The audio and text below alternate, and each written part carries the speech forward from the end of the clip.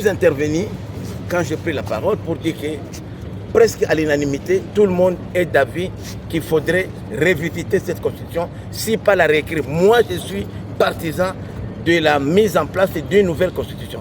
Mais ce n'est pas un cadre qui vont s'enfermer, 2-3 personnes, ils s'enferment quelque part dans une boutique ou dans une pièce pour réécrire une nouvelle constitution. Il faut passer par les référendums. Demandez aux Congolais qu'est-ce que vous voulez.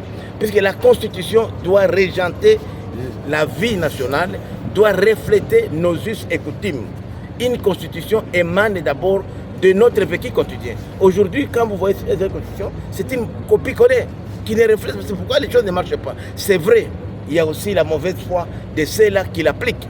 Mais avant qu'il y ait mauvaise foi, il faut même mettre... C'est pas normal aujourd'hui, par exemple, lorsqu'on voit les déséquilibres constants, même en matière d'organisation des élections. Il y a quelque chose qui ne va pas. Et tout ça, ça a un effet négatif sur la vie quotidienne des Congolais. C'est pourquoi nous disons que prenons une équipe d'experts. Avant d'abord ça, allons d'abord vers les référendums. Demandons aux Congolaises et Congolais quel type de constitution vous voulez, qu'est-ce que vous voulez dans tous les domaines de la vie. Et maintenant, les experts, nous les scientifiques, nous allons nous mettre en place pour essayer de mettre en musique, de présenter au peuple la véritable volonté des Congolais et des Congolais. Pas un truc importé qui ne répond pas aux réalités. 18 ans, c'est assez. Nous l'avons assez expérimenté. S'il y a des dispositions que nous pouvons reprendre, on les reprendra. Mais il faudrait que ces dispositions-là, nous puissions nous les approprier. Pas qu'on puisse nous les imposer, puisque c'est eux qui financent les travaux. Nous avons été invités comme scientifiques, comme professeurs d'université. Donc, il y a des débats ébélés, des débats on a coloba, des réseaux sociaux. Les loyaux, moi, je suis commis à 18 ans, je suis commis à tout bébé. Il faut que tu aies que moi, je suis là. À ça, à quoi ça nini? Il faut qu'il y ait là, à ça l'université, à l'Ukamusala, il y a un autre lobby. Constitution, oh, il y a les lots. Et ça soit adapté à la réalité de la mission.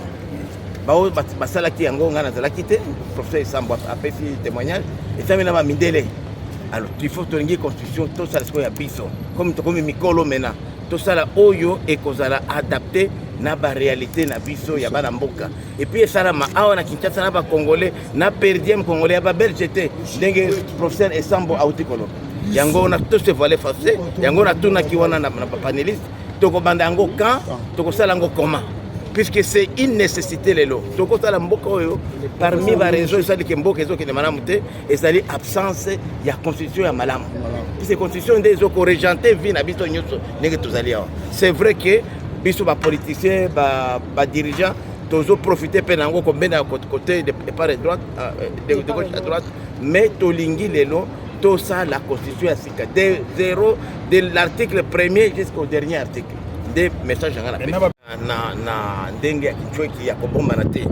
Donc consulter d'abord, il faut d'abord un référendum populaire. La constitution ngomoko est prévoir. Batu na batu bolingi nini puisque okoko imposer mutu oyo tozana ngo ezamba mindele ba ko imposer biso. Ba rédacteur bango balobaki ba ko futa bango pa sala donc. Soki mutu afuti yo yende mutu akoyebisa yo eloko okutela kati. Maintenant comme les autres comme na makoki tozali na indépendance tolingi to sala constitution oyo biso moko ba congolais to ko financer to ko réfléchir pe lango oyo zo ko refléter ma habitude na biso ba iso écouter mais l'habitude ndenge wote yango to lobi to bandango quand c'est pas discours électif tout le monde revient sur ça et puis ce n'est pas politique c'est purement scientifique et ça pour l'intérêt de biso banamboka ngana za politicien na kotika politicien on a na mi présenté politicien na mi présenté comme professeur d'université comme acteur scientifique c'est différent. Puisque la constitution est comme ça, elle a un côté. Donc, ça, c'est pour le régime, donc, ça, c'est pour le petit peuple, pour que Makambo Mboka ait une évolution. Alors, moi, j'ai parlé sur, allant de la constitution congolaise à la constitution du Congo. Cela, en fait, fait référence au fait que nous avons un document légal qui est la Constitution. C'est un texte, un document père que nous avons et qui régit la vie sociale, politique, économique et culturelle de la RDC. Mais est-ce que ce document nous a vraiment aidé à former une nouvelle nation congolaise? Ou bien nous sommes toujours avec la même ancienne nation congolaise avant la promulgation de ce document, ou bien ce document nous a aidé à former une nouvelle nation congolaise. Donc c'était en fait ça le résumé ou bien le sujet de ma présentation aujourd'hui. Et quel a été le constat auquel vous êtes arrivé? Moi je pense que nous avons fait des avancements, nous sommes allés de l'avant, nous avons fait des progrès. Voyant le contexte dans lequel la Constitution a été rédigée en 2005-2006, nous venions à peine de la formule 1+4, avec Joseph Kabila comme président et 4 vice-présidents. Cela nous montrait à combien le pays était déchiré et on n'avait presque pas de direction nationale. Avec la Constitution, nous avons eu les premières élections en 2006 et 2011, 18 et 23. Alors, nous avons fait de progrès dans ce sens-là parce que c'est sur base de cette Constitution qu'on a pu organiser les premières élections de l'ère démocratique en 2006. Et je pense que pour vraiment honorer les pères fondateurs ou bien les pères écrivains de la Constitution et ce que le législateur, le constitutionnaliste avait dans sa tête, je pense qu'il nous revient de tirer deux leçons majeures. La première, c'est de créer et de renforcer les capacités des institutions que nous avons au pays. La deuxième, c'est bien sûr de disséminer une culture démocratique, des valeurs démocratiques et le respect même des textes. Et je pense que quelqu'un comme Papa Étienne Tshisekedi a bien martelé sur ça, même avant sa mort. Certains constitutionnalistes pensent qu'il faut réviser la Constitution. Selon vous, quel article nous pouvons changer pour actualiser avec la vie Bon, toute révision de la Constitution doit tenir compte des aspirations du peuple congolais. Et moi, je pense qu'il y a certainement des articles qui doivent être révisés ou bien organiser une bonne rélecture de ces articles, parmi lesquels nous devons revoir la question du mandat du chef de l'État comparativement au coût des élections. Ça, c'est une bonne chose à faire. Nous devons revoir les dispositions sur l'administration des provinces. C'est une chose. Nous devons revoir des dispositions sur le mandat des sénateurs, le mandat des députés nationaux et autres choses. Donc il y a plein de choses à revoir, mais ça va dépendre en tout cas du débat qui doit être engagé pendant ce temps-là. Mais au préalable, il faut maintenir une culture démocratique et aussi le respect des textes et des institutions. Merci beaucoup. 18 ans après la création de la Constitution de la RDC, quel est votre jugement? Nous remercions d'abord les organisations du colloque par rapport au thème. Moi personnellement, je suis expert en finances publiques et j'ai écrit un ouvrage pour un nouvel appareil de gestion de l'État au Congo, Zaïre. Ça a été publié en 2022, où pratiquement, je parle déjà de la révision constitutionnelle. Donc, j'ai publié ça en 3 tomes. Le premier tome, c'est le diagnostic des finances publiques qui s'impose. Deuxième tome, c'est les réformes des finances publiques qui s'imposent. Et troisième tome, c'est la rélecture de la Constitution de 2006, telle que modifiée en 2011. En principe, si vous avez bien suivi les orateurs, vous allez vous rendre compte que nous avons un problème sérieux dans ce pays où nous tous, enfin tous les intervenants, pensent que la Constitution ou la gestion doit être vue sous l'angle juridique ou politique.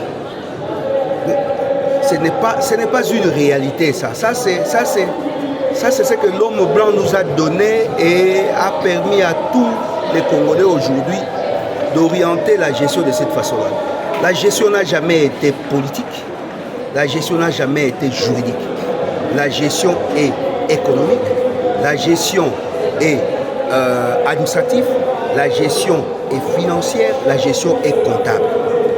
Tant que les principes de gestion de l'État est dicté par la science de finances publiques et la science de l'économie publique ne seront pas observés dans notre constitution, nous vivons toujours une incapacité pour le gouvernement de pouvoir amener les pays vers la croissance et le développement. Parce que la Constitution, c'est le premier instrument de gestion de l'État.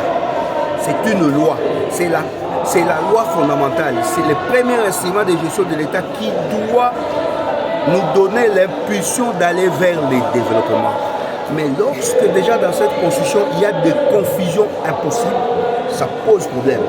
Je citerai par exemple, quand vous suivez, vous vous rendez compte que les gens parlent de la décentralisation. Mais regardez dans cette Constitution, il n'y a pas le principe de la décentralisation qui est institué. On parle de la décentralisation, mais la Constitution n'en parle pas. La Constitution a plus parlé, c'est comme s'il parle de régionalisme, mais il n'a pas institué la décentralisation. La décentralisation, c'est un principe de gestion qui, si vous regardez la configuration de notre organisation de l'État, la décentralisation, ce principe-là a été violé. Parce que la décentralisation nous amène à l'existence de l'autonomie administrative et financière des entités territoriales décentralisées, dont la province est là, les villes et territoires sont là, le commune et secteur dans les milieux ruraux. C'est ça la structure de la décentralisation. Mais malheureusement, on ne respecte pas ça. Plus grave, on octroie des personnalités juridiques à des démembrements de l'État. Parce que quand on dit la décentralisation, on voit les démembrements de l'État pour la gestion dans leurs circonscriptions respectives. Ça n'implique pas l'existence de la personnalité juridique. Parce que l'existence de la personne juridique nous amène directement à l'existence de plusieurs personnes qui disposent de leur propre personnalité juridique autre que celui de l'État. Or, la province, c'est un démembrement de l'État. La province, c'est un démembrement de l'État. Donc, on ne peut pas les dissocier de l'État. La province fait partie de l'État. La ville fait partie de l'État. Les territoires font partie de l'État.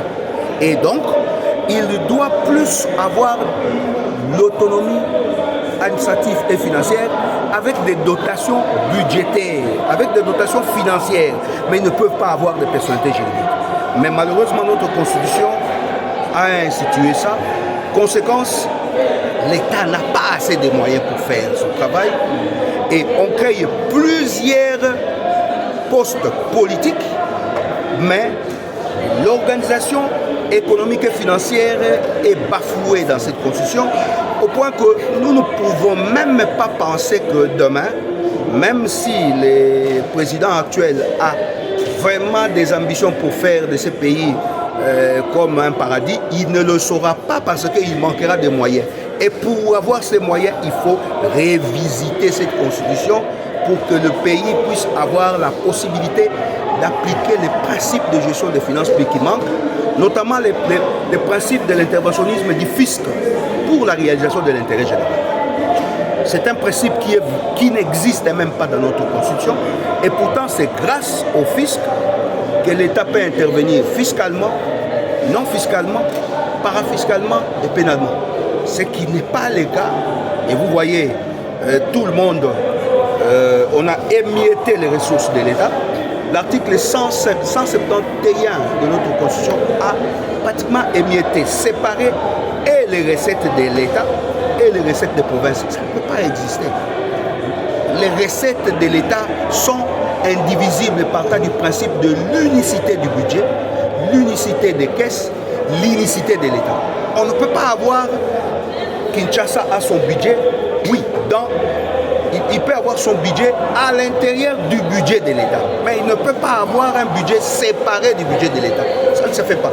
Donc, on a violé plusieurs principes de gestion des finances publiques et avec cette révision constitutionnelle que nous souhaitons, nous pensons que ces principes-là seront réhabilités, surtout principalement les principes de finances publiques. Une question de curiosité, au cas où